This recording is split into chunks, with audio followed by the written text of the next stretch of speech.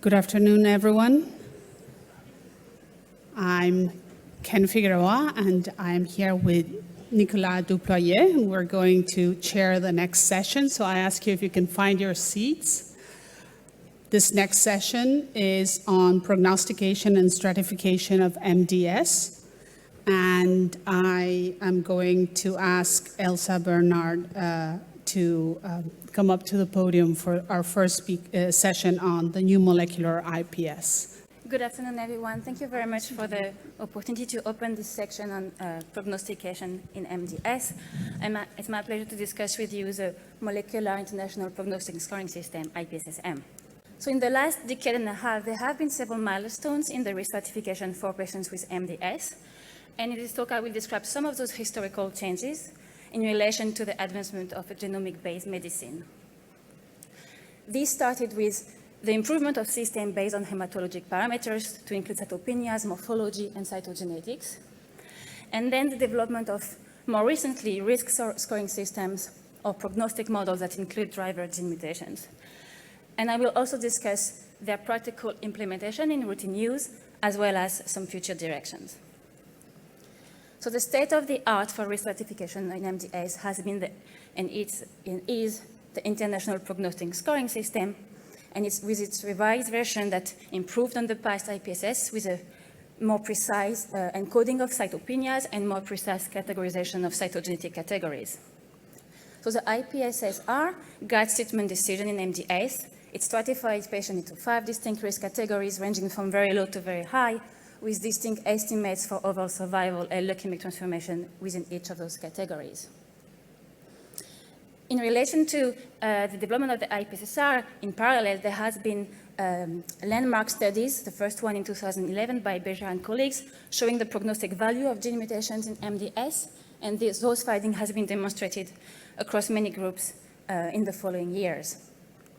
And this is particularly important in the context of, despite the fact that the IPSS-R has been of clinical use with great utility, there is still some heterogeneous presentation and heterogeneous outcomes within each one of the categories for patients that classify within those categories. And the cytogenetic abnormalities which are observed in patients are only present in about half of patients with MDS, the other half having normal karyotype. So this has motivated the integration of gene mutation into prognostic modeling efforts across different groups, and there have been some studies using gene mutations into personalized risk models, using different sorts of modelings to include machine learning or more standard Cox modeling, and as a proof of concept that gene mutations can be incorporated into risk predictive models for MDS. The next question was how to implement those into a system that can be actively used in clinical use. So this was really the aim of an international effort led by the International Working Group for MDS to integrate gene mutation in a formal prognostic scoring system that can be used by clinicians worldwide. So the IWG cohort consisted of 2,900 samples, and we work with the Japanese consortium as a validation cohort. So inclusion criteria in the study were diagnostic treatment naive samples from patients with MDS with blast less than 20%. The cohort was representative. It was a multi-center cohort of about 24 different centers, representative of all IPSS-R categories and representative of all WHO subtypes, with clinical outcomes available for most of the patients and median follow-up of 3.8 years. The cohort was cytogenetic alterations were encoded and were derived based on conventional karyotyping, and driver gene mutations were derived from targeted panel sequencing of a panel of 150 genes, where we observed at least one oncogenic event in 94% of patients, where 53% of patients had only gene mutations, and 30% had both gene mutations and cytogenetic alterations. The molecular landscape of the IWG cohort was consistent with prior studies, with a high level of genetic heterogeneity, where 48 genes were mutated in more than 1% of patients, with a median of 4 oncogenic lesions per patient. And really, this genetic heterogeneity translated into an impact in outcomes, where only 10% of patients had only one driver alteration, while the majority had more, with a median of 4, and increased number of genetic alterations translated into worsening outcomes. And this highlights the need highlight the fact that single mutations are not sufficient to capture risk, and we need inclusive models that capture this genetic heterogeneity.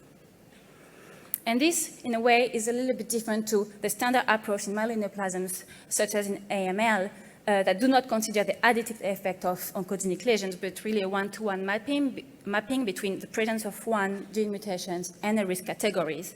So in MDS, our goal was to be more inclusive and to capture the genetic heterogeneity into a formal prognostic model. Beyond the number of mutations, we've also worked on development on biomarker development for risk stratifications, and the need to account for not only the presence of mutation and the presence or absence of gene mutations, but also the allelic state, tandem duplications, and the genetic context. So as we previously described, allelic state in particular in T53 is an important prognostic marker, where multi-hit T53 that reflects the B-allelic inactivation status is associated with worse outcomes compared to monoallelic TP53. Tandem duplication in MLL are associated with a very high rate of IML transformation, and there is today no really guidelines to map PTD, but this will likely change also given that the fact that PTD has been recently described in AML. And we described that genetic context matter in the context of SF3B1 mutant MDS, where patients with mutation in SF3B1 cluster in 3 different groups that we called 5Q when they were concomitant with deletion of 5Q alpha as an isolated or low complexity, and beta, and the favorable outcomes that is known to be associated with SF3B1 mutations was really restricted to one of these subgroups in SF3B1 alpha. So for those univariate analyses with regard to the molecular alterations informed the development of the Molecular International Prognostic Scoring System, or IPSS-M, which was developed in a series of 4 steps, how to best encode and select robust features associated with outcomes, to build the IPSS-M risk score, which is patient-specific, and to derive risk categories.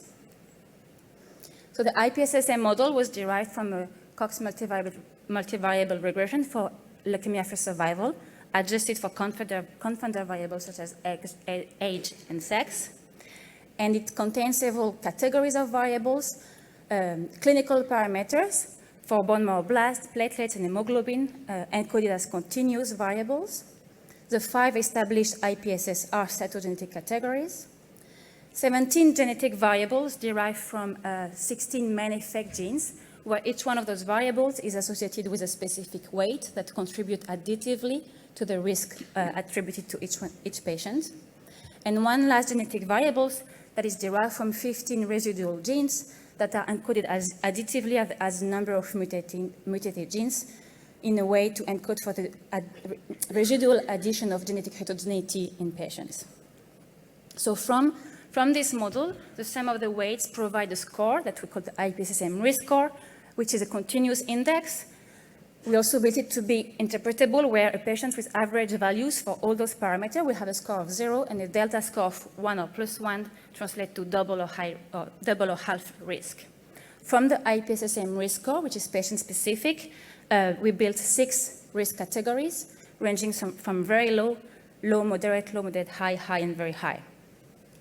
Those categories were optimized for separation in outcomes across different long-term clinical endpoints. For example, here, leukemia-free survival on the left and overall survival on the right, where, for example, the separation for overall survival was a median value of about 1 year for the very high-risk category and more than 10 years for the very low-risk category.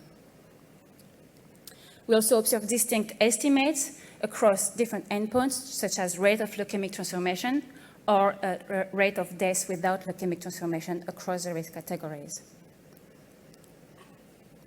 So we quantify the improvement of risk stratification from the IPSS-R to the IPSS-M using standard concordance index measurement across the clinical endpoint, with significant improvement both when using the risk score as categories or as a continuous score across leukemia survival, overall survival, and leukemic transformation. But more importantly, when we compare the stratification of patients using the IPSSR to the IPSSM system, we found that 46% of patients were stratified, and the restratification were observed across all risk categories.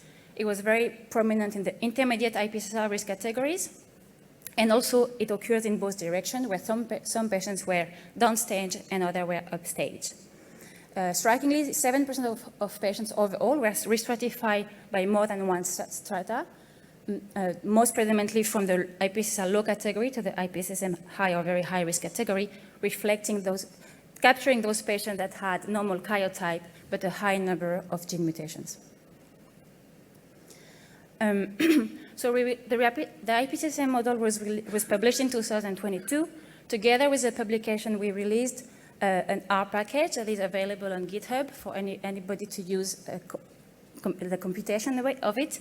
And this has allowed an expedite validation of the IPSSM model, where after the release in June 2022, in ASH, November 22, there was more than 70 abstracts that have been used the IPSSM for their studies, both for validation purposes, extension purposes, or clinical or interrogation of correlative studies. So just to mention a few, in terms of validation, several groups have evaluated the IPSSM, both in single center cohort or multi-center cohort in their retrospectively. And other groups have evaluated the IPSSM in a different context that we have initially developed it to include IPSSM in hypoplastic MDS, secondary MDS from aplastic anemia, or in the context of patients treated with stem cell transplantation. So that was for our package, which allow reproducibility at scale and, importantly, validation. With regard to clinical adoption, together with the model, we developed an online calculator that allows to, based on the input variables, to return patient-tailored risk score and risk categories. And we developed a strategy to handle missing genetic variables, so that when there are missing genetic variables among the 31 genes, the score is calculated under the best, average, and worst scenarios. And Juan Arango also has been leading the development of the web application.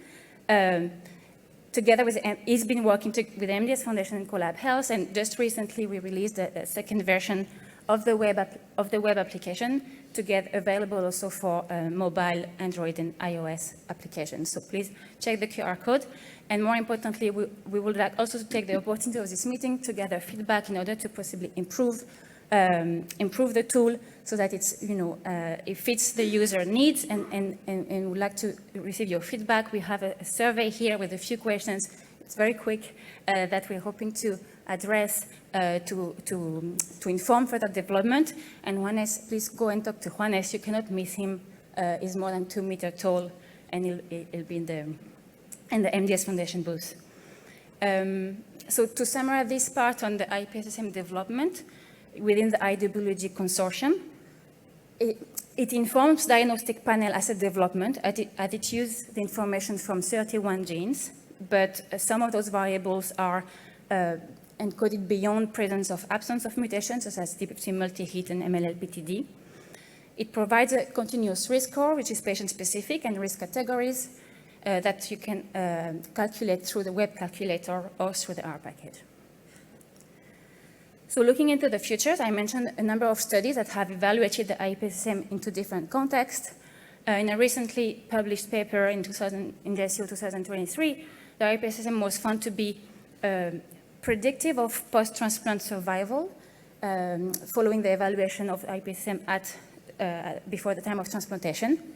It has been shown to not be predictive of response to HMA, and this is modestly predictive of survival following HMA. So this relates to what has been beautifully introduced in the keynote lecture, that there is a need for predictive markers of response to HMA, and obviously the IPSSM is not doing that.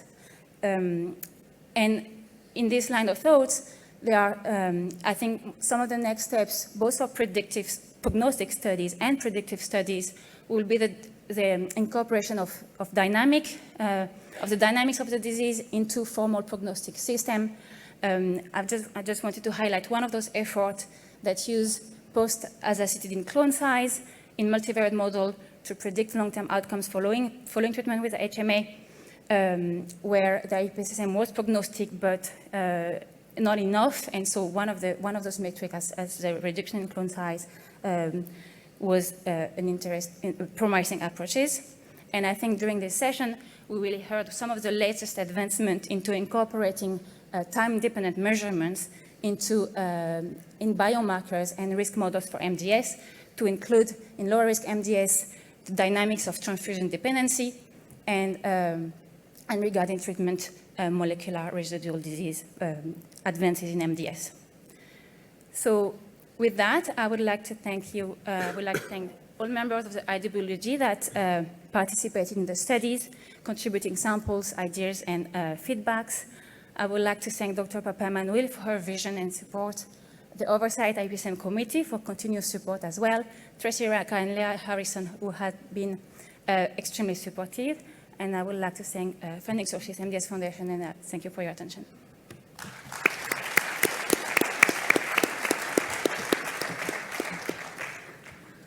So thank you.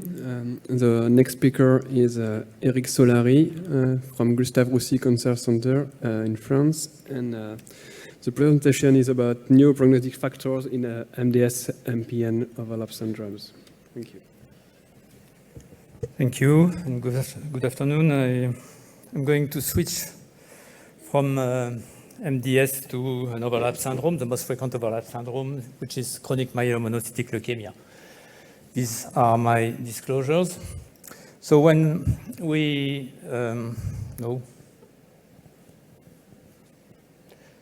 started to work on the classification of myeloid malignancies with Joe Curry for the WHO classification, we initially discussed whether we should split CMML into different diseases, including a dysplastic form of the disease and a proliferative form of the dysplastic moving to MDS and so on.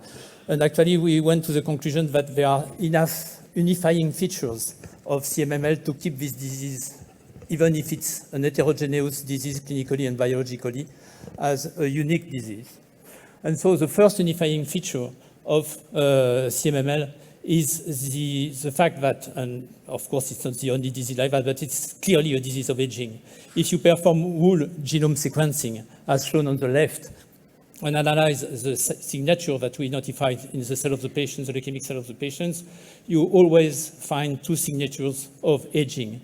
Only when there is a germline predisposition or a previous cytotoxic treatment, you identify additional mutational signatures. But in all other cases, the signature is the signature of aging.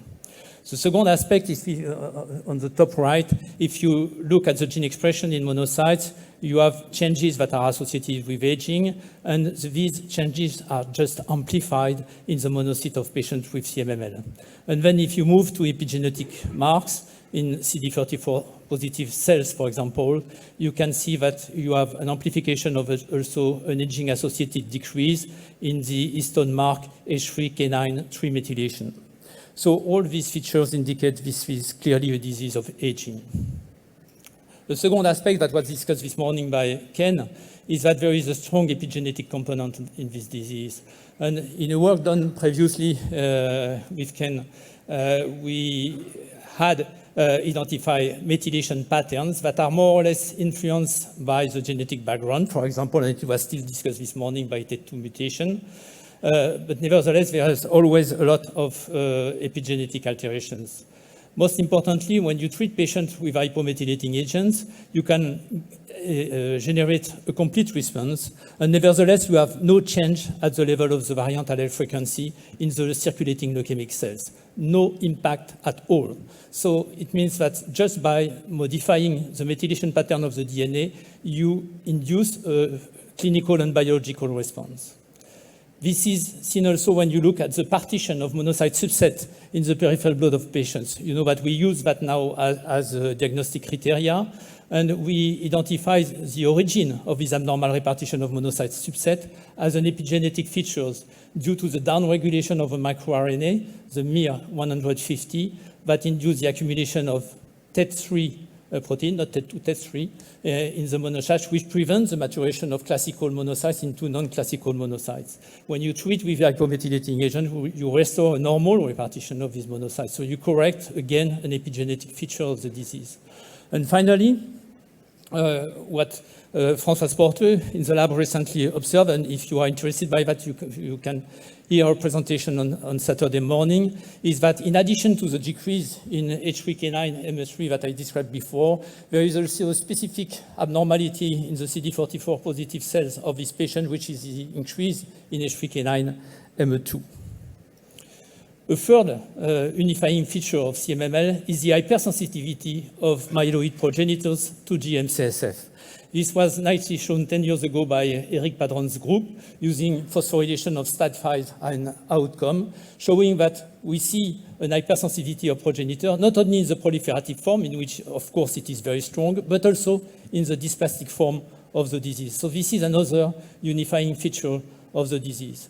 And the last one was depicted by Raphael Dixon again 10 years ago when looking at stem cells derived colonies at a unique, the unique cell level, identifying the rarity of residual Y-type cells in the CD34 positive, 38 negative, 90 positive cell compartment. So there are very few residual Y-type stem cells in the bone marrow of these patients. So together, we have a disease of aging, mostly, with a proliferative component and GM-CSF hypersensitivity. We've also, this was partly discussed this morning, very rare TP53 mutations, very rare UBA1 mutations. We have very few residual Y-type cells in this disease. And we have also, I have no time to go into this detail, but we have already data showing that there is also an altered niche with specific alteration of the niche in this disease. So this is where we are, but the current stratification system that we use in clinics may be perfectible. CMML is one of the diseases for which both WHO and ICC classifications are agreeing on the same criteria. Now we are using an absolute, we need for the diagnosis both an absolute and a relative monocytosis, which is of course important, and together with clonality markers that can be cytogenetic or molecular markers, cell dysplasia or increased blast cells, and the abnormal partition of monocyte subset that can help you to rapidly distinguish a reactive monocytosis from a CMML. Then we have subtypes of this disease, also in both classifications. The proliferative versus dysplastic subtypes are well known since the 1980s, actually, and the FFB classification. And the CMML0 was removed to keep 1 and 2 based on the blast cell counts as before. So then, starting with that, some scoring systems were established and introducing in the stratification of the patients molecular data. And there are several of these scoring systems. They are all using cytopenias or white blood cell counts together or not with age, and now genetic somatic mutations. And the ELN a few years ago went to the conclusions that the most important one for stratification of patients were IS6L1, NRAS, RANKS1, and ZBP1. Nevertheless, and this was nicely shown by Eric Padron a few years ago, the performance of these scoring systems are still relatively limited. So what could we do more precisely? One of the characteristic features, and this was largely discussed this morning, is that again, this is a disease in which there is a strong pro-inflammatory component, provided in part by circulating monocytes. This is a work done by the team of Michael Deininger a few years ago, where he compared initially healthy monocytes from young and old donors, and you get an increased expression of genes encoding several inflammatory cytokines. And if you compare then CMML monocytes to old donors, healthy donors, then you have an amplification of these pro-inflammatory signatures. So clearly, in the monocytes of patients with CMML, there is a strong pro-inflammatory signature. With Eric Patron again, we also analyze the circulating cytokine in the plasma, where we observe the deregulation of a number of different cytokines, but also very heterogeneous pattern. It's not a homogeneous signatures of the disease. So meaning that we have to understand how it works. So we can go into more details regarding some of these cytokines. One of the cytokines we identified a few years ago is poorly known. The name is cytokine-like 1, CTEL1. And we started with the observations that in patients, the sensitivity of circulating monocyte to apoptosis is partly decreased. So we went into the details of this decreased apoptosis of circulating monocytes, and we went to the conclusions that this was mediated both by the anti-apoptotic protein MCL1, that was mentioned this morning in HSCs of patients, and also it was also mediated by activation of the MAP kinase pathway, and by combining inhibitors of MCL1 and MAP kinase inhibitors, we can restore the apoptosis of these monocytes. So there is a kind of autocrine or paracrine loop at the level of the monocytes themselves that decrease the sensitivity to apoptosis of these monocytes. Nevertheless, we looked also at the prognostic value of these specific cytokines in a cohort of CMML and did not identify something significant just by measuring the cytokine itself. The second cytokine I would like to mention is IL-8. By performing spectral flow cytometry analysis of peripheral blood cells in these CMML patients, we can identify different populations. And in red, we observe that in CMML patients, there is often a population of abnormal granulocytes that we analyze in more details. And we showed that they were losing the expression of CD16, for example, generating dysplastic immature granulocytes. And we showed that these cells behave as suppressive cells.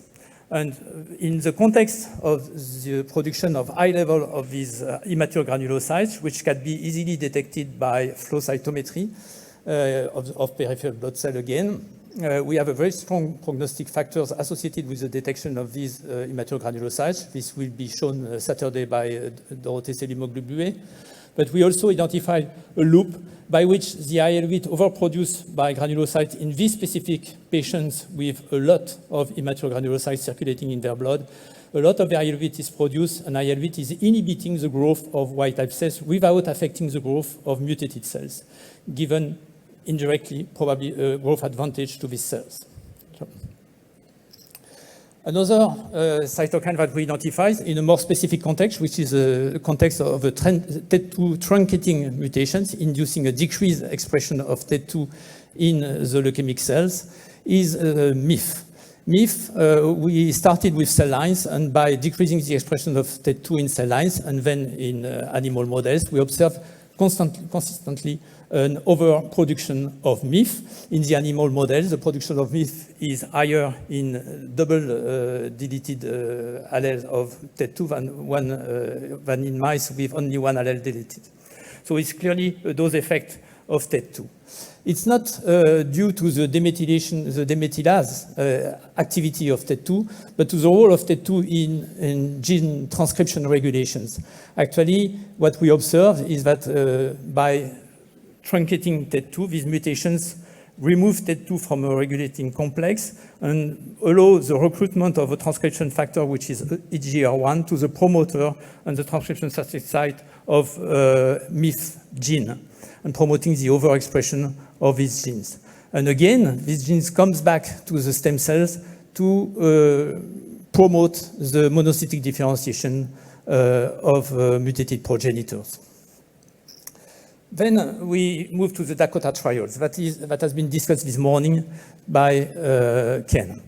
And we looked, so we collected these trials that compare hypomethylating agents to hydroxyurea, and the results were reported by Raphael Dixon and collaborators. It was shown in France, Germany, and Italy, and it was reported this year in Journal of Clinical Oncology. So we collected plasma at inclusion into these clinical trials in about 130 patients. And we looked at 46 cytokines in the plasma of these patients. And by analyzing the results of this dosage as continuous variable in this population of highly severe CMML, we observe that 7 of these cytokines had a prognostic significance. By defining optimal cutoff values, by computing maximally selected rank statistic, we were able to define these cutoffs and separate 2 groups of patients for each of these cytokines in univariate analysis. You can see that you can, with every of these cytokines, separate different groups of patients. When we perform multivariate analysis and variable selections in a Cox model, including the parameters that are used in the GFM score together with all the cytokines that were significant, we went out with 2 independent significant cytokines, which are calprotectin, the heterodimer of S100A8, S100A9, and fractalkine, also known as CXCL9. You can see the results of calprotectin here, that clearly separates 2 groups of patients. Again, is a criteria that enforce the GFM scoring system. And if you want to know more about this heterodimer, you could have a look to the poster by Valentine Marchand in this MDS meeting. And you will see that this calprotectin is able to strongly inhibit erythropoiesis when added to liquid culture of CD34 positive cells. And this is, of course, more obvious when we have spontaneous generation of red cells due to JAK2 mutation. And finally, the last cytokine I would mention is IGF-BP2. IGF-BP2 could also improve the GFM scoring system. This is a cytokine that we identified by analyzing mesenchymal stromal cells of CMML patients, performing RNA sequencing of these cells, and we observed that IGF-BP2 was consistently overexpressed. Then we tested the impact of IGF-BP2 on different cell types, and the most sensitive cell types are monocytes, meaning that in the bone marrow niche of these patients, you have cells that overproduce by this IGF-BP2 that enforce the pro-inflammatory phenotype of the circulating monocytes. So this is a kind of dialogue between the niche and the monocytes. And again, looking at the prognostic value of the circulating level of these cytokines, we were able, in the Dakota cohort on the right, in this severe population of myeloproliferative CMML, to separate 2 groups. And this is more obvious when we looked at another cohort of all CMML in commerce. So this is, again, a cytokine that could separate 2 groups of patients. Finally, by flow cytometry, we can also detect other types of cells. For example, these dysplastic plasmacytoid dendritic cell islands that are well-known features of CMML bone marrow analysis. They are present in about 20% of patients. We have shown in the past that they correlate with the accumulation of regulatory T cells, so an immunosuppressive context, and they increase the risk of transformation into AML. So, to summarize, what we have is a disease in which, at the beginning, somatic mutations, but also epigenetic alterations accumulate in a stem cell. In addition, these alterations promote hypersensitivity of myeloid progenitors to GM-CSF, inducing, in some cases, a strong proliferative component in this disease. This leads to the accumulation of monocytes and granulocytes together with other cell types in some cases. What we observe also is that there is a strong pro-inflammatory component, especially in monocytes that overproduce a lot of inflammatory cytokines, including 2 that I mentioned, CTL1 and calprotectin, but also in granulocytes that, when dysplastic, overproduce a lot of IL-8, and also in PDC that are also dysplastic and generate a suppressive component with a defective type 1 interferon response. In addition, the niche is interacting with these kind of cell autonomous features by overproducing diverse cytokines, such as IGF-BP2, that has an impact on the pro-inflammatory phenotype of monocytes. So we have stratification systems currently, but we think that we could improve this stratification system by including the measurement on inflammatory cytokine levels in the bone marrow and the peripheral blood plasma. This has to be confirmed, but nevertheless, there are indications that it might be efficient to stratify patients. And we can also improve stratification by flow cytometry quantification of peripheral blood and bone marrow cell, peripheral blood immature granulocytes, and bone marrow PDCs. We can measure circulating cytokine level that are modulated by genetic and epigenetic of leukemic clones. But nevertheless, in addition to that, they could generate independent prognostic biomarker. And finally, we think that cytokine, mature cell of the clones, and possibly niche cells are potential therapeutic targets to step down disease progression in CMM. And with that, I would like to thank all the people in my lab, the physicians of the GFM that help us, and all the collaborations we have in France and abroad. Thank you for your attention.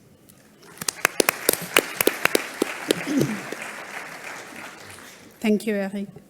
Our next speaker is my co-chair, Nicolas Duployez, who will be presenting current status of molecular analysis of MRD and MDS. So thank you for inviting me to make this presentation about MRD myelodysplastic syndrome. That was not easy. It's my disclosure. Myelodysplastic syndromes are clonal hematopoietic disorders characterized by dysplasia, ineffective hematopoiesis, and a risk of progression to acute myeloid leukemia. From a molecular point of view, the great diversity of MDS is supported by a great diversity of cytogenetic aberration and mutations involved in several pathways, including RNA splicing, epigenetics, transcriptional regulation, tumor suppressing, or signal transduction. The evolution to acute myeloid leukemia is usually due to a clonal evolution in this context. So it has become evident in MDS and other diseases, especially because we have experience in acute myeloid leukemia, that the monitoring of molecular aberrations could be interesting to help clinicians in their decision. This table is largely inspired and adapted from this publication in Hematologica. It summarizes the techniques you can use to monitor molecular markers in myeloid malignancies. I will not talk too much about conventional cytogenetics, but of course, obviously, you can use it only with abnormal karyotypes, and it requires culture, which is both an advantage and a disadvantage of the method. Quantitative PCR and digital PCR are probably the most sensitive, the most easy to standardize, the most time-efficient, cost-effective techniques that we have in our laboratories. Both techniques have probably the same properties, and they rely on the design of specific primers to follow one marker or two markers. So it can be useful when you want to follow a target, for example, IDH1, IDH2 mutations in the context of inhibitors, or in clonally simple MDS, such as TP53 mutated MDS, in which you have only one or two mutations per patient, and no real complexity in clonality. But the main pitfall is you will only see what you are looking for. So in this context, NGS has emerged as an interesting tool, since you can follow all markers at once. Indeed, several studies have demonstrated a correlation between molecular response and the reduction in tumor burden and clinical response. And NGS could provide us a robust and objective tool to demonstrate this reduction. But questions remains to be addressed. You can see here an example in one patient. And clearly, when you look at this profile, you can see in green mutation, a 6L1 mutation, which does not change with treatment, and it's really a mutation which is not in the founding MDS clone. It's probably a non-malignant cell. So we can we can consider positive versus negative results. It is more complicated. And the other question is about technology, since you can see on the dotted line on the left, it's the sensitivity threshold of most MDS platforms currently used. And you can see if you use more sensitive approaches, you will still detect these mutations. So when we evaluate a MRD marker, we have to really clearly define the technology, the sensitivity of the method, and we have to evaluate what this small clone with small VAF really mean. And it depends on your goal, but we have to keep in mind that improved hematopoiesis can be seen in patients without any change in tumor burden, because some treatments may differentiate mutated cells, and you can see an improvement without any change in tumor burden, but it's a different goal. Tomorrow we'll see a talk about the tumor reduction after azacitidine.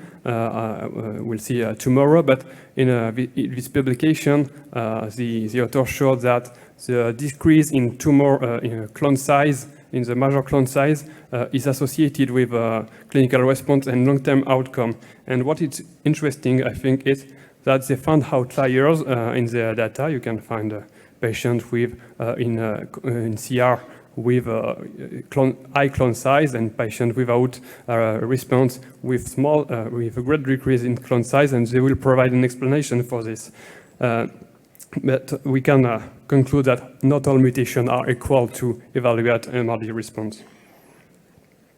And indeed, we know that not all mutations take the same place in clonal hierarchy, and are not they do not have the same value. There is some recommendation in NGS monitoring in AML, and I think it's quite applicable to MDS. We have marker do not consider, and some marker we may consider with limitation. Especially, we know in MDS that about 5% of patients have germline mutations, and it can jump to 10% in high-risk MDS, with DDX41 being by far the most common. And on the other hand, you have somatic mutation in more than 10% in patients in individuals older than 60 years of age with current methods. And we had an entire session about this. We know with more sensitive approaches, we can find clonal hematopoiesis in all individuals. And the other extremity of the clonal hierarchy, you have mutations that will be associated with progression to acute myeloid leukemia. This is an example from a patient from an institution which were followed with NGS every 6 months or every year. And you can see on the 6 first patients that at time of progression to AML, we have emergence of new clones, especially signaling mutations. And we know that signaling mutations are associated, are poor prognostic marker when you find during monitoring, because they represent probably more aggressive AML-like cell clone. But we also know that their negativity does not have any significance, since there is other way to transform MDS into AML. For example, in the 3 last patients with TP53 mutated MDS, we have only an increase in TP53 VAF without any other emergence of mutations. It was shown in this papers by single cell sequencing. The author shows that we have, in fact, three patterns of progression between MDS to secondary AML. They find the first pattern they call static, in which patients have no evolution between MDS diagnosis and secondary AML, and these MDS are enriched in epigenetic mutation. So they suggested that epigenetic mechanism may drive disease progression or other unknown oncogene. In the two remaining patterns, there is usually a small or undetectable clone at MDS diagnosis which emerge as dominant at AML progression, and they call the first dynamic S with emergence of signaling mutation for the most frequent events, and dynamic C with the emergence of chromosomal aberrations, of course enriched in TP53 mutation, as I showed you previously. So this is an example of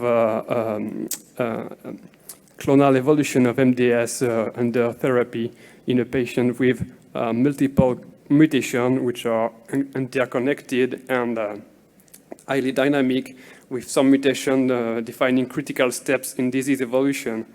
So you can see that in this case, NGS could provide a robust and objective tool to estimate tumor burden reduction after therapy, to show the eradication of a specific clone, especially if you use targeted therapy. It's a tool to monitor the emergence of new clone, for example, signaling mutation.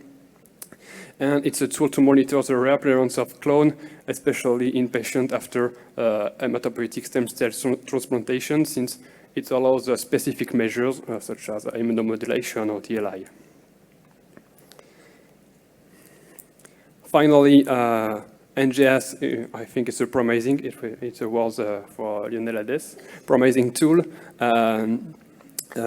because we can see the whole multinational landscape at once, in theory applicable to all patients. It can guide therapy, it can be useful to detect early relapse, and it may provide a surrogate marker for overall survival.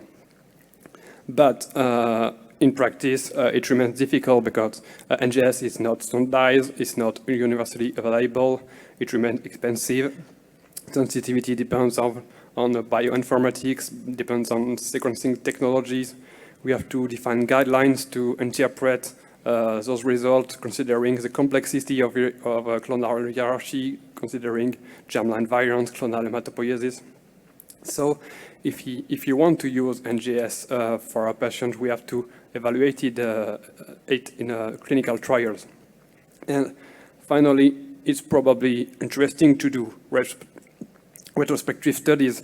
We will only find an interest in MRD in retrospective studies, but if we want to find an interest, we have to translate this result into clinical change, practical change, and a clinical decision for patients. Thank you for your attention. Thank you, dear colleagues.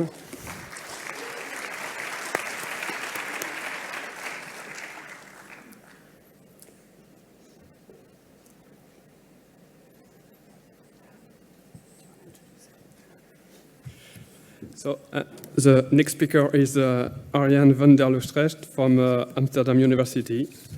Thank you.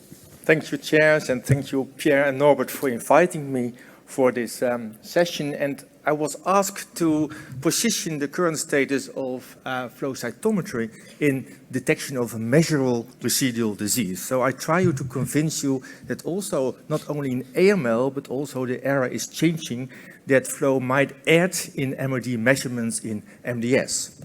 So what is actually measurable residual disease? And actually, that is the persistence of leukemic cells after therapy, and mainly based on chemotherapy. And it is the number below the sensitivity of the microscope. So we try to make a deeper response evaluation by detection of measurable residual disease. And therefore, it represents the sum of the effect of relevant cellular resistance mechanisms, pharmacokinetic resistance, and other unknown factors, like also niches, for instance, to measure MRD. So what do we know about flow cytometry and in general measurable residual disease? Within the AML field, it is now well established because we can define in AML a complete remission, but also nowadays a complete remission without detectable measurable residual disease. So, but looking to the current last week published data on the revised response criteria in high-risk MDS, no data are provided by measurable residual disease in disease evaluation in MDS. because lacking prospective clinical trials and lack of standardized platforms. So why should we measure measurable residual disease? It provides quantitative methodology to establish a deeper remission status. It may refine post-remission relapse risk assessment and identify in-time relapses for instance, early interventions which might be result in better outcome, and also imply as a surrogate marker to fasten drug testing and approval.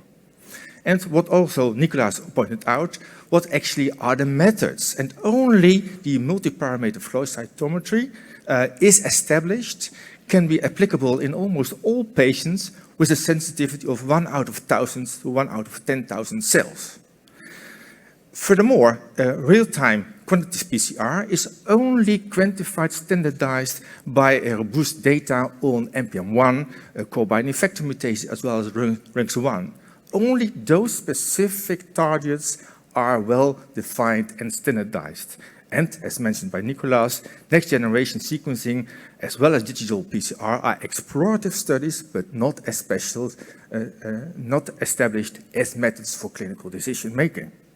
But in general, looking to all publications and here nicely summarized, it makes sense to measure measurable residual disease, because in cases of MRD positivity versus MRD negativity, whatever the method might be in myeloid neoplasia, mainly AML data by either flow or quantitative PCR or even NGS, there's a difference in overall survival, if negative or positive, as well as in disease-free survival. So it makes maybe sense. Back to the flow. What are we measuring? If you focus on the CD34 progenitor cell populations, we can identify by flow easily the cross-lineage expression on those cells, for instance, by the presence of CD7, which is in general a lymphoid marker, and always absence on myeloid progenitor cells. But also asynchronous expression of, for instance, CD11b, which is normally not expressed on myeloid progenitor cells, and if present, it is a leukemia-associated phenotype. And also a lack of expression, in this example, CD33, or an overexpression of HLA-DR is a marker of an aberrant phenotype. So we also can combine several approaches by flow. In the left panel, you can show that the MRD, measurable residual disease by the CD34 cells, in combination with a leukemic stem cell phenotype, may further diverse the incidence of relapse. So, for instance, MRD negative with a negativity of leukemic stem cell phenotypes is highly likely to show no or low frequency of relapse. On the other hand, on the right panel, you can also combine next-generation sequencing with flow cytometry, excluding the so-called chip mutations, but by adding those both NGS as well as flow, you can further dissect the chance on relapse. So, but however, we should also show data on if we guide treatment based on measurable residual disease, does it really benefit the patients? And here I show you the HOVON platform, the collaborative study platform, in which high-risk MDS as well as AML are always treated in the same way, a 7+3 scheme with or without an additional experimental drug. In general, we are doing in these trials, in a patient with a good risk, according to ELN criteria, we can decide to either go to conventional consolidation therapy, either by autologous transplant, or in the case of an MRD positive signal, based on either flow or NPM1 mutations, we can increase the consolidation by an allogeneic transplant. In the case of an intermediate risk, we do the same. Normally, we go to an allo transplant because of the risk, but in cases of an MRD negative status, we try to guide that in an autologous transplant manner. But which are the data for the coming out? In a prospective set, in a HOVON 132 trial, we have a 7+3 backbone in high-risk MDS as well as in AML. And we look on that backbone on the addition of lenalidomide. And what you can appreciate from this slide, there's no additional role to add len in the 7+3 scheme. But if we now dissect them on basis on risk, and you look to the right panel, then you see the intermediate risk group of these mild neoplasms. And you can identify easily that by MRD-guided approaches, the outcome of the disease, whether or not those patients were MRD negative or positive, are quite similar. That means, in a way of an intermediate risk mild neoplasm in AML and high-risk MDS, guided by an MRD positivity, we follow an allotransplant, and thereby the patients had a similar outcome.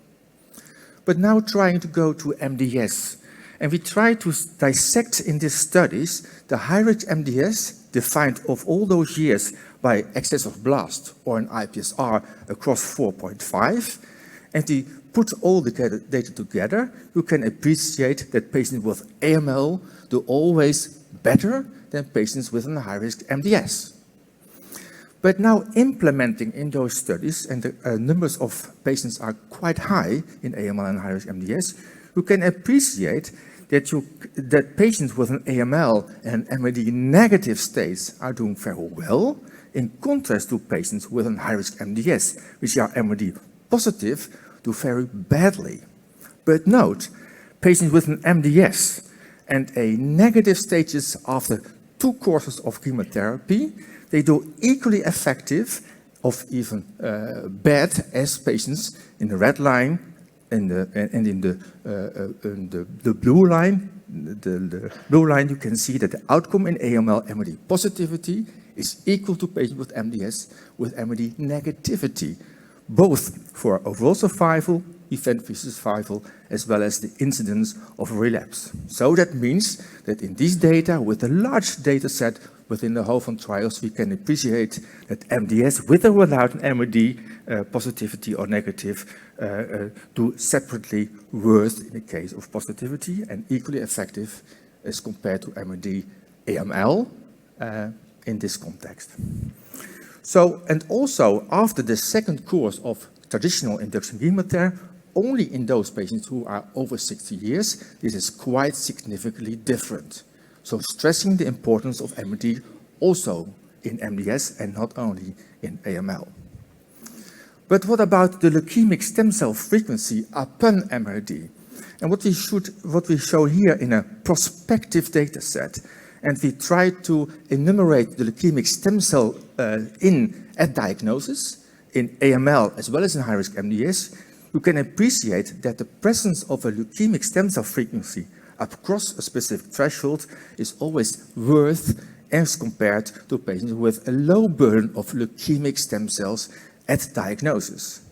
But traditionally, we look to MRD post-induction chemotherapy after the basic scheme of 7+3 with or without an additional drug. After the second course, in prospective data set, you can also see that the presence after course 2 in high-risk MDS as well as in AML do differently if present or not on a leukemic stem cell level. And if you combine traditional measurable residual disease by flow in combination with a leukemic stem cell frequency, you can even further separate the outcome defined here as overall survival or cumulative incidence of relapse between patients who are MRD positive in the presence of leukemic stem cells or the other way around, leukemic stem cell negative as well as MRD negative detected after the second course of traditional induction chemotherapy. So now going back to MDS only, and these are data just published on MDS lower and intermediate risk. And what you can appreciate at diagnosis from this slide is that in the presence of an aberrant phenotype, even in the context of lower risk MDS, those patients do worse regarding leukemic transformation, progressive disease to a higher MDS status, or all-cause mortality. So the presence of an aberrant phenotype also in low-risk MDS predicts the natural course of the disease. Now back also to the other flow cytometric assessments to monitor disease. And this is already a little bit all the data from the Dresden group and also validated by the Amsterdam flow group. What you can see here within the DEL5Q MDS, that they can also have, you can also follow up the normalization of hematopoiesis during treatment. And what you see on the left panel is that in DEL5Q patients, there's a so-called a flow score based on several parameters. And it is high in the del5Q, and in the non-del5Q, it is below a certain level, validated in an independent cohort. But what is of interest here is that during lenalidomide treatment in patients with an MDS del5Q, you can see that during the len therapy, with the disappearance of the del5Q by conventional cytogenetics, you see a normalization of the so-called aberrant flow score within del5Q. And in the lower panel, you can see that after initial lenalidomide treatment, the del5Q clone is disappearing, and upon a relapse, the flow score is again across a certain threshold. And within a prospective HOVON 1989 study, within we treat patients with lenalidomide both in non-del5Q as well as in del5Q, and look to those patients who have an hematological improvement according to the definition of the WHO, you can appreciate that in this slide I try to focus only on erythroid dyspoiesis, both at the right bottom on the progenitor cells, the progenitor erythroid cells, as well as the maturing erythroid cells, that upon hematologic improvement, there is a normalization of the dyspoiesis within the erythroid lineage, and that's all significantly both in del5Q as well as in non-del5Q. And if you zoom in on the myeloid cells, also in this prospective HOVON 89 study, looking to, for instance, on the right bottom and left and right, the normalization of hematopoiesis was significantly different in the responding patients. For instance, the normalization of progenitor B cells within the CD34 compartment, as well as on scatter properties for instance, in this case, for maturing neutrophils. Focusing or highlighting the effect that also flow cytometry, by definition, on this kind of subpopulations is of interest for disease monitoring. It was mainly significant for the myeloid series in the del5Q. So coming to a conclusion, I try to convince you or show you evidence that in MDS, also the well-established standardized platforms of measurable disease by flow is adapted from AML also to high-risk MDS on the right top of this slide. So in high-risk MDS, standard flow cytometry can be assessed for decision-making on treatment, either like AML to go to an allogeneic in cases of MRD positivity, or to a lower risk or a lower intensive treatment. In addition, along those paths from low risk to high risk MDS, also the immunophenotype of aberrant stem cells, leukemic stem cells, can be used for prediction of response. That is not yet established, so validation studies are needed. And in the other way, I showed you data that also normalization of aberrant malignant hematopoiesis during disease evolution or during treatment can be used for the effectiveness of a specific treatment. Several data should be confirmed, also in line with the molecular data we showed by Nicolas, to correlate the molecular disappearance of specific mutations if those platforms are standardized towards our flow data suggested over here. So I would like to thank you for listening, and also to thank my co-authors, mainly those in the MRD team headed by Jacqueline Close, and the data are analyzed within the HOVON group by Lok Lam, and also my MDS team headed also by Marissa Westers, and the data provided by Caroline Dutz, as well as Margot van Sponsen on the aberrancies of the leukemic stem cells. Thank you for your attention.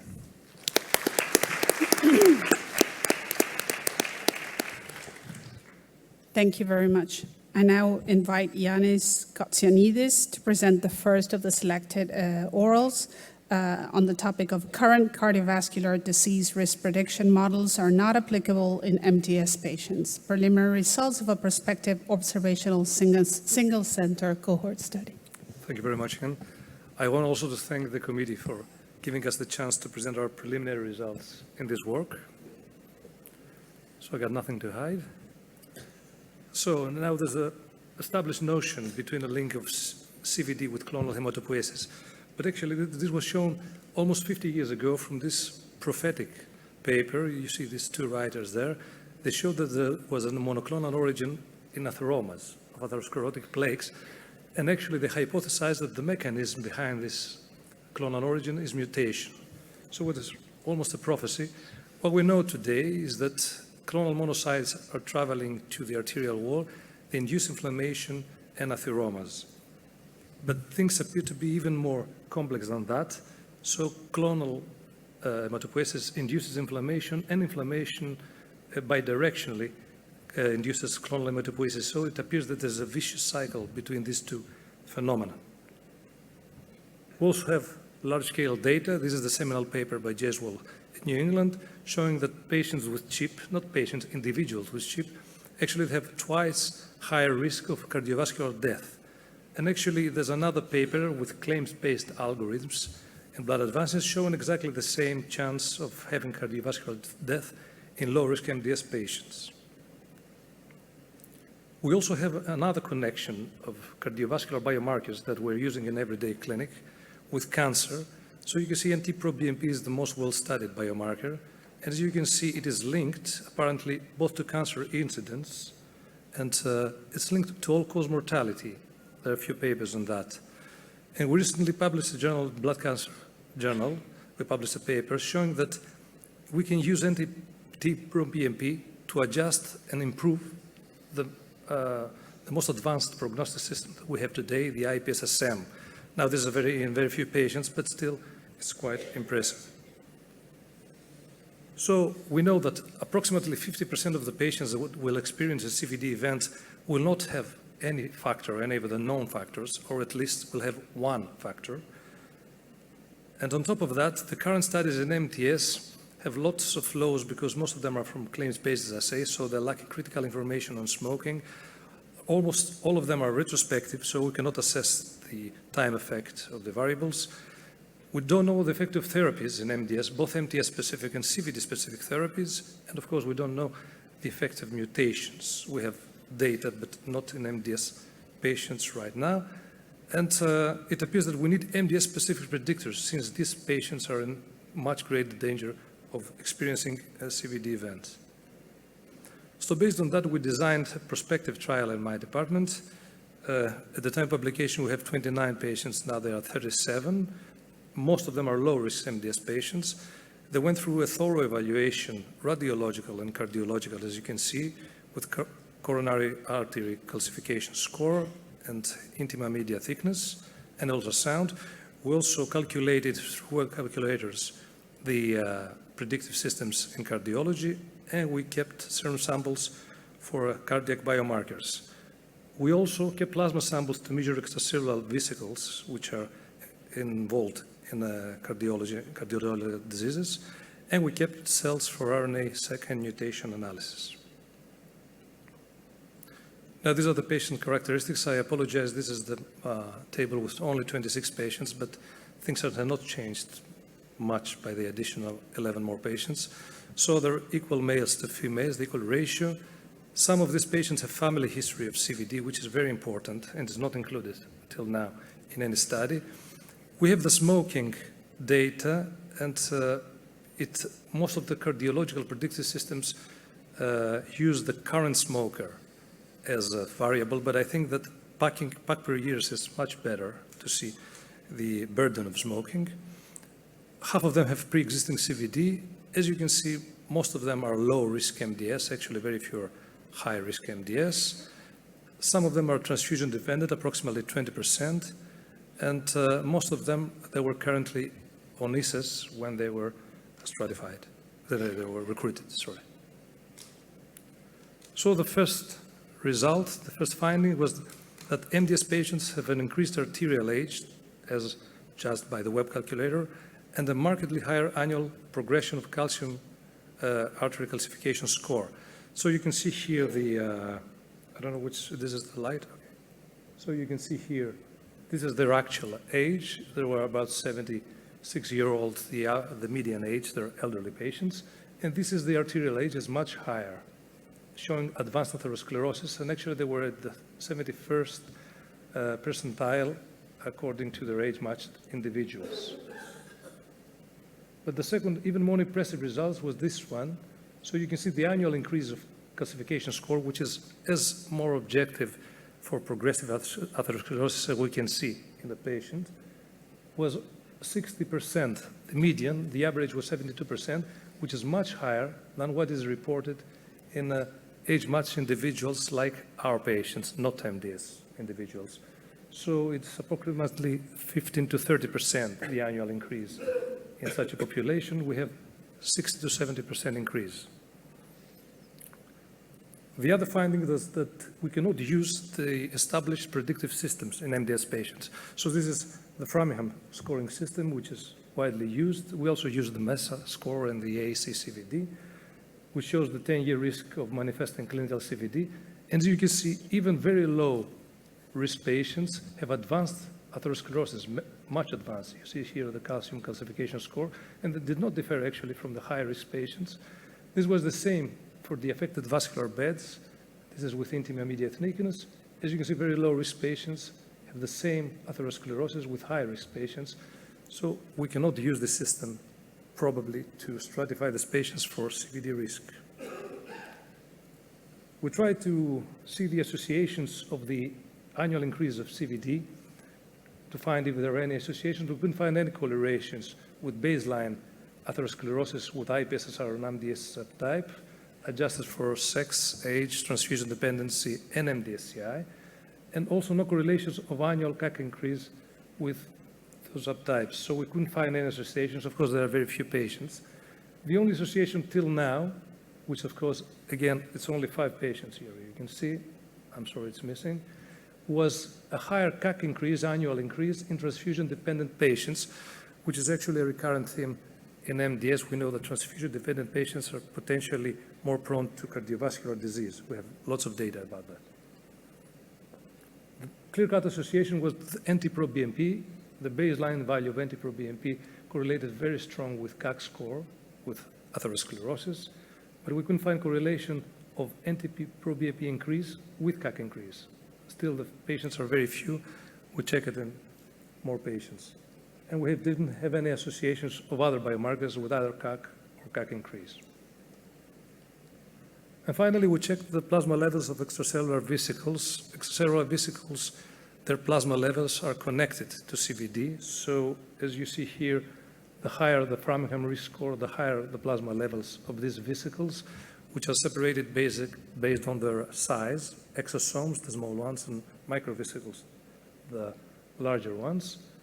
And what we have here was that, indeed, the fast progressors, we divided our patients in slow and fast progressors for atherosclerosis arbitrarily based on the annual CAC increase. So less than 30% increase, there were slow progressors, and more than 30% were the fast progressors regarding atherosclerosis. And as you can see here, the fast progressors have much higher levels of extracellular vesicles, both exosomes and microvesicles, which makes sense and more or less confirms that indeed there's an inflammatory process ongoing in these patients. So in conclusion, this is the first prospective study assessing longitudinally all critical parameters and provides objective measurements like CAC score for subclinical atherosclerosis in all vascular beds. We see all vascular beds. You see 3 vascular beds. There's another one prospective study, a very nice Spanish study in British Journal of Hematology, but the authors here, they focused mainly on findings from MRI, not so much to CVD. We show that up to 70% of MDS patients show accelerated or advanced atherosclerosis. As you can see, they're not all patients here, so this is an issue. There are some patients that are not being affected by clonal hematopoiesis.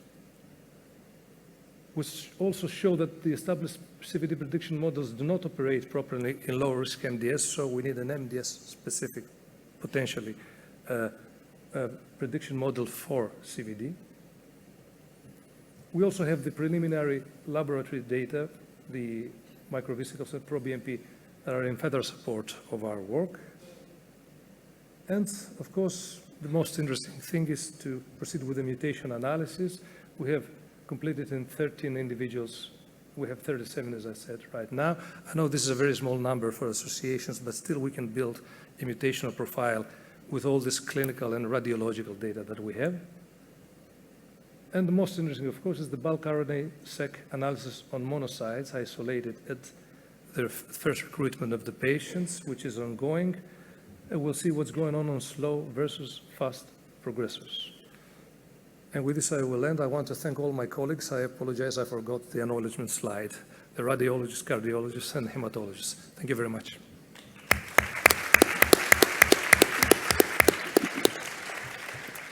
Thank you. So the last speaker of this session is Maria Creniu, about early transfusion patterns predict outcomes independently of IPSS M score in myelodysplastic syndromes. So I would like to start by thanking the committee for giving us the chance to present our preliminary data on this ongoing project regarding how early transfusion pattern predicts outcomes in MDS independently of IPSSM. And I have nothing to disclose. So as we all know, red blood cell transfusion plays a major role in the treatment of symptomatic anemia in MDS. And I think we all would wish here that we had several therapeutic options so that no MDS patient ever would require red blood cell transfusion during the disease course. But I think we would all agree that we are not there yet. So we know that chronic transfusion dependency impacts quality of life, and we also know from previous studies that the cumulative number of transfusions over time impact prognosis. However, we reflected on the fact that the cumulative burden of transfusion over time doesn't really reflect the disease course in a proper manner, as shown on the graph on the right, where two patients with similar high transfusion burden over time would actually have a very different course prior to that.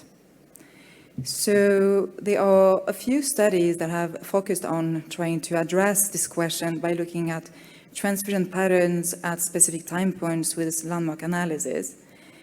However, there are a few studies that look at prior transfusion history overall, and there are no studies that combine transfusion pattern with genetic features. So therefore, the aim of our project was actually twofold. First, to explore relationships between the IPSSM clinical and genetic features and transfusion patterns, and also assess the prognostic impact of early and therapy-related changes potentially of transfusion patterns. So for that, we gathered almost 900 MDS, MDS-MPN, and MDS-AML patients from Sweden. All samples went through DNA-targeted sequencing as a part of the IPSSM project. We retrieved clinical data, and we used the complete with nationwide coverage ScanDAT 3S registry in Sweden that basically gave us the date of administration for every single red blood cell transfusion units for all our patients in a cohort during the whole follow-up. So we then performed quality control and excluding patients with AML MDS and ended up finally with a total cohort of 677 patients.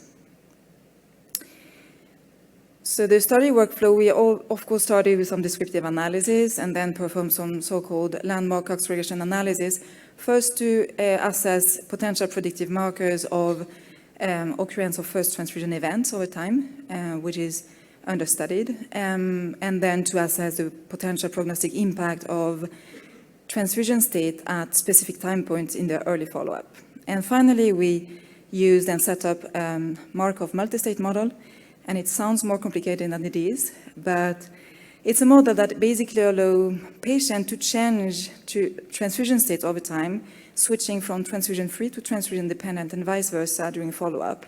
And we censored follow-up for AML transformation, death, and allogenic stem cell transplantation.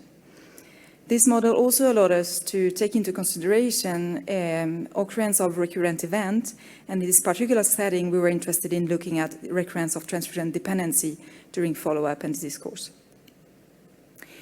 So we started by modelizing transfusion patterns in our patient cohort, and this is a Sankey diagram representing this, where every line basically represents a patient.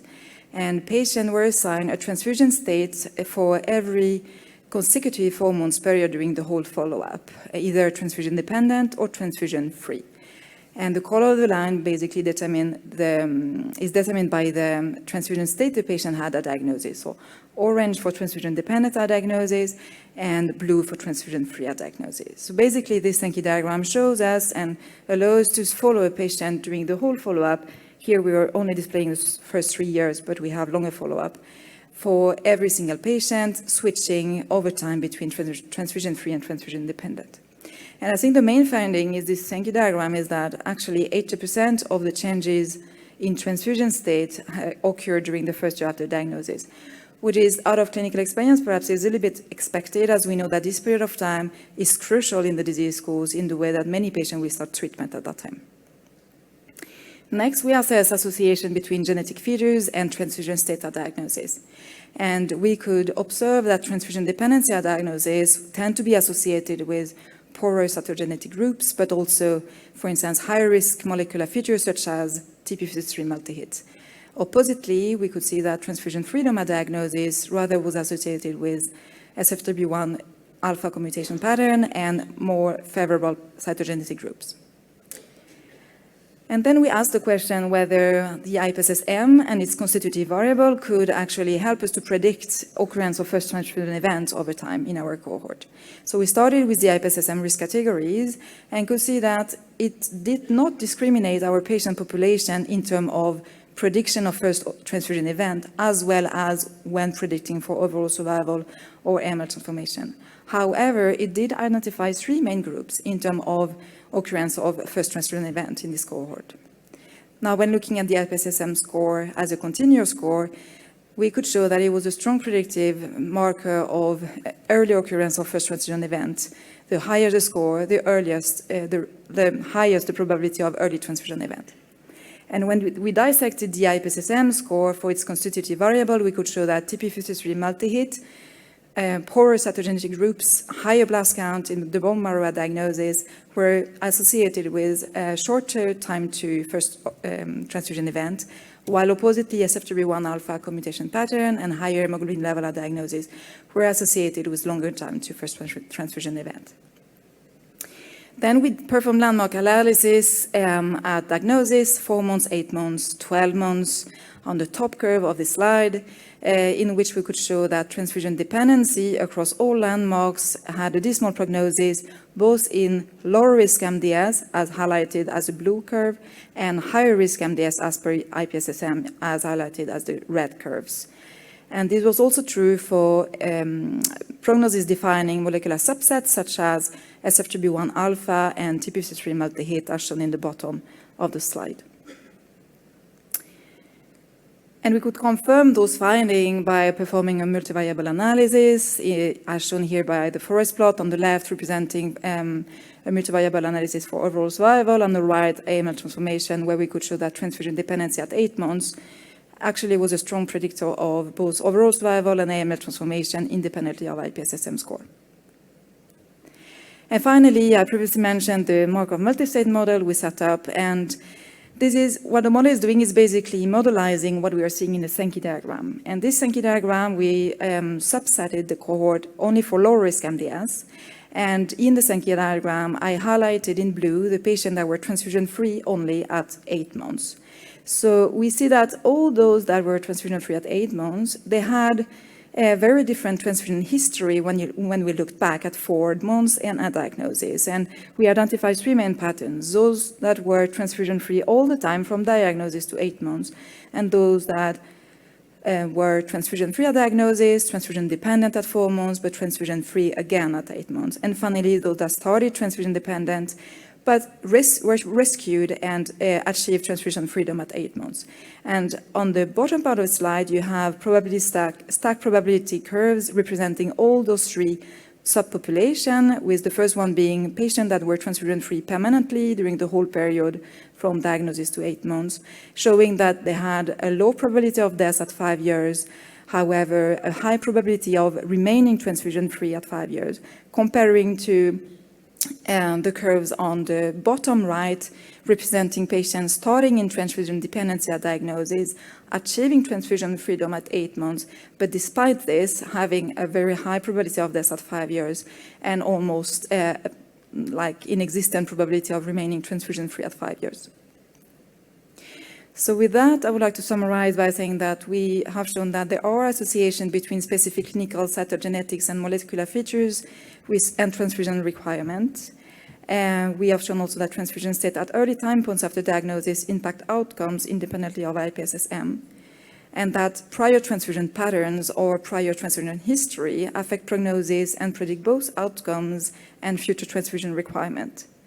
And we believe that these findings are clinically relevant because transfusion requirement is a readily available parameter in clinical practice that we all use on day-to-day basis when we meet MDS patients, and could be used as a complement of the IPSS-M and or when repeated NGS analysis are not available or simply not relevant because on some side we don't even perform NGS analysis.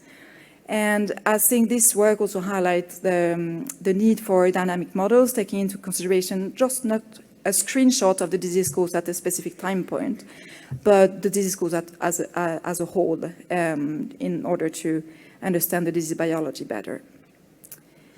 So with that, I would like to thank you all for your attention and thank all the patients that contributed to this study and all our collaborators. Thank you very much. Thank you.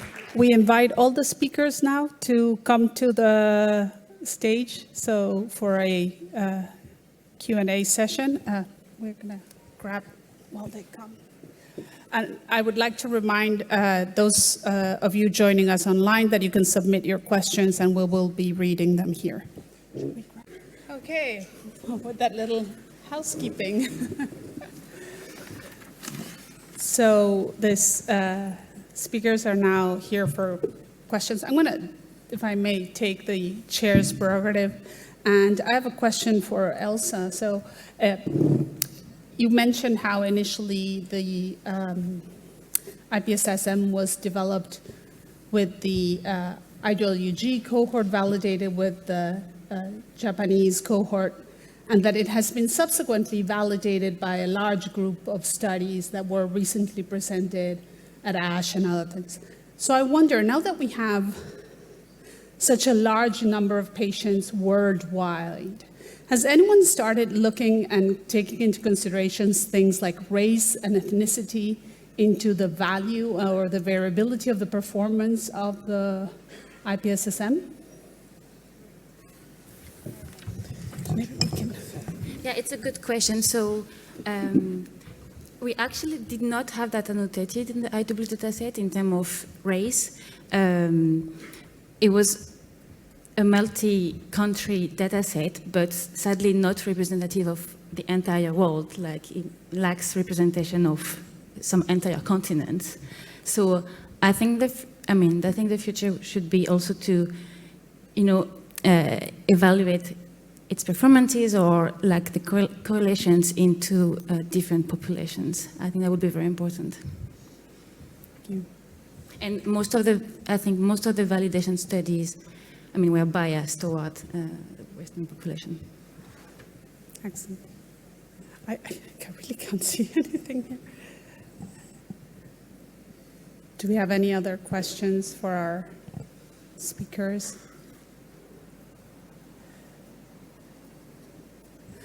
Marie, if I may ask another question to Maria about your great study. Thank you very much for that study. Did I apologize if I missed this or if I misinterpreted this, but were you showing us that proportion-wise, not in absolute numbers, but in relative numbers, a higher proportion of patients that were initially transfusion-dependent became independent than...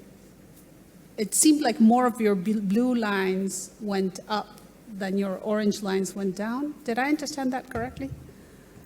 So do you mean on the first Sankey diagram or on the last one? At the very end, when you were integrating. the very end. So the blue line, you were only representing the patient that managed to be transfusion-free at 8 months. Okay. Meaning looking back prior to that and their transfusion history. So yeah, all patients basically that were on the blue line on the last Sankey diagram managed to be transfusion-free. Yes, that's correct.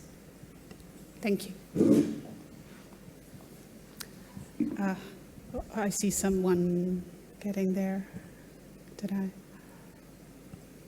Okay, yeah, please go ahead. Sophie Parker from Grenoble, France. Just a question for the IPSS-M score.